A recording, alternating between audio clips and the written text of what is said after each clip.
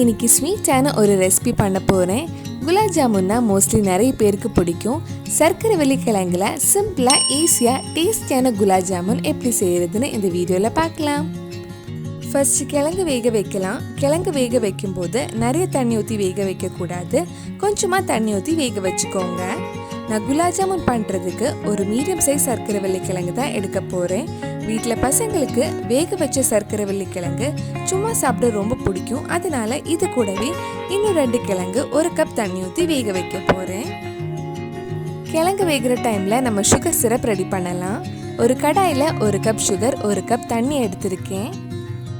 Sugar melt ஆகி நல்லா கொதிச்சதுக்கு அப்புறம் லோ ஃப்ளேமில் வச்சுருங்க.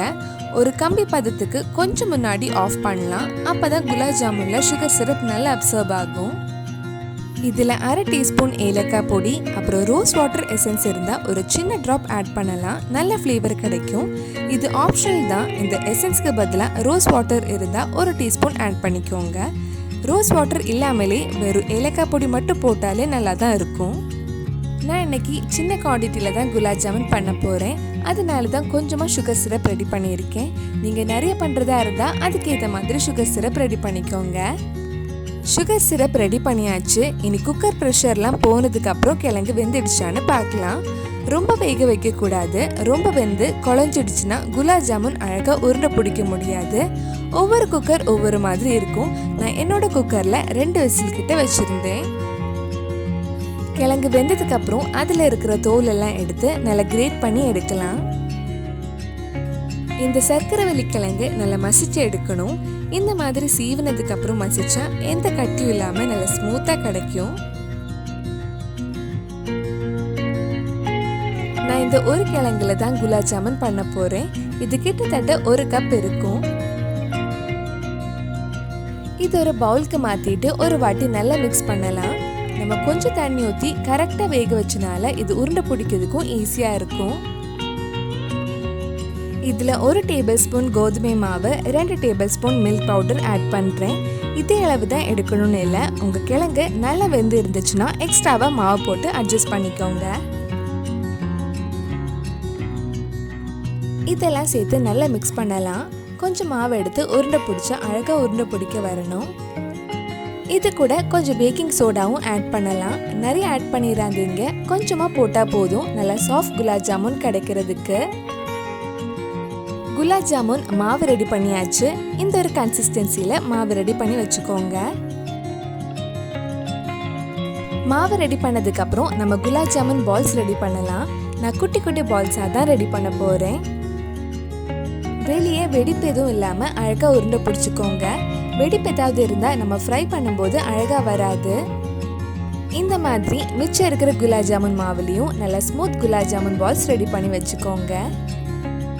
இதுக்கு முன்னாடி நம்ம சேனலில் ரொம்ப டேஸ்டியான கேரட் குலாப் ஜாமுன் எப்படி செய்கிறதுன்னு வீடியோ போட்டிருக்கேன். நீங்கள் இன்னும் அந்த வீடியோ பார்க்கலைன்னா அதோட லிங்க் கீழே டிஸ்கிரிப்ஷனில் இருக்குது. அந்த வீடியோவும் போய் பாருங்கள். அழகாக குலாப் ஜாமுன் பால்ஸ் எல்லாம் ரெடி பண்ணிட்டோம். இனி இது ஃப்ரை பண்ணி சுகர் சிரப்பில் போட்டால் நம்ம டேஸ்டியான sweet potato gulab jamun ready ஆகிடும். குலாப் ஜாமுன் பால்ஸ் ஃப்ரை பண்ணுறதுக்கு ஒரு கடாயில் எண்ணெய் சூடு பண்ண வச்சுருக்கேன். எண்ணெய் சூடானதும் கொஞ்சம் கொஞ்சமாக ஃப்ரை பண்ணி எடுக்கலாம். குலாப் ஜாமுன் போட்டு கொஞ்சம் நேரத்துக்கு அப்புறம் திருப்பி விட்டுட்டே இருந்தால் எல்லா சைடுமே ஒரே மாதிரி கோல்டன் கலர் வரும். மீடியம் ஃப்ளேமில் வச்சுக்கோங்க. ரொம்ப ஹை ஃப்ளேமில் வச்சா சீக்கிரம் கருகிடும். இந்த மாதிரி எல்லா சைடுமே அழகாக கோல்டன் ப்ரௌன் கலர் வந்ததும் எடுத்துடலாம். இது ஃப்ரை பண்ணதுக்கப்புறம் அப்படியே சுகர் சிரப்பில் போடலாம். சுகர் சிரப் நம்ம ஃபஸ்ட்டே செஞ்சனால ஆறி இருக்கும். அது லைட்டாக சூடு பண்ணிக்கோங்க. சுகர் சிரப் கொஞ்சம் லைட் சூடு இருந்தால் தான் குலாப் ஜாமுனில் நல்லா ஸ்வீட் இறங்கும். இதே மாதிரி மிச்சம் இருக்கிற குலாப் ஜாமுனும் ரெடி பண்ணி எடுக்கலாம். நம்ம சேனலில் நிறைய ஸ்வீட் ரெசிபீஸும் பண்ணியிருக்கோம். அதோட லிங்கும் கீழே டிஸ்கிரிப்ஷனில் கொடுத்துருக்கேன். குலாப் ஜாமுன் சுகர் சிரப்பில் போட்டதுக்கப்புறம் ஒரு 2 மணி நேரம் நல்லா ஊறட்டும். அதுக்கப்புறம் நம்ம சர்வ் பண்ணலாம்.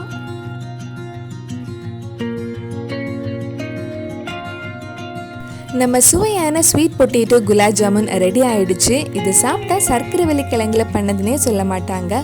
ரொம்ப டேஸ்டியாக இருந்துச்சு, ஹெல்த்தியும் கூட.